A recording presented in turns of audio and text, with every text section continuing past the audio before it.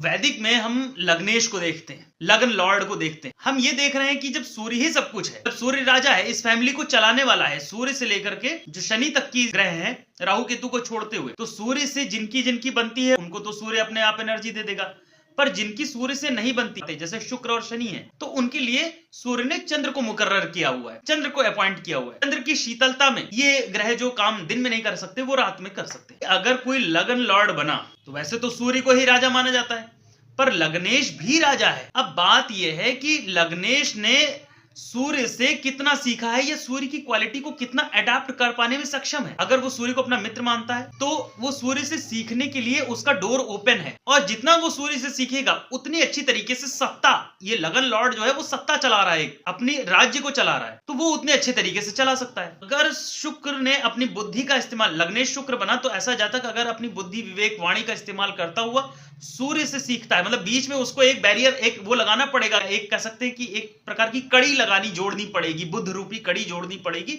जिससे वो अपनी गाड़ी को खींच सके, अपने जीवन की गाड़ी को, जीवन की यात्रा को लंबा ले जा सके, अच्छे से चला सके। लगन लॉर्ड खुद राजा है तो उसके अंदर राजा वाली क्वालिटी भी तो आनी चाहिए। सूर्य के अंदर एक बहुत खास बात है कि वो किसी से शत्रुता, भले एक नियम में है कि वो राहु से शत्रुता करता है, शनि से, पर सूर्य को यह जरूर पता है कि किस ग्रह से किस हिसाब से कार्य लेना है, और ये अक्ल सबके अंदर नहीं है। तो उस तरीके की अक्ल को जानने के लिए सूर्य से मदद लेनी पड़ती है। अब बात यह है कि मान लो लगन लॉर्ड के रूप में आप बने शुक्र, पर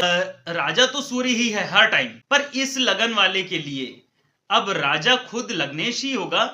और अब शुक्र को राजपाट चलाना है तो राजा वही है। पर अब शुक्र बैठा कहां है कुंडली में, चार्ट में जहां बैठा होगा ना, तो उस राजा के पास वो ताकत होगी, जाहिर सी बात है।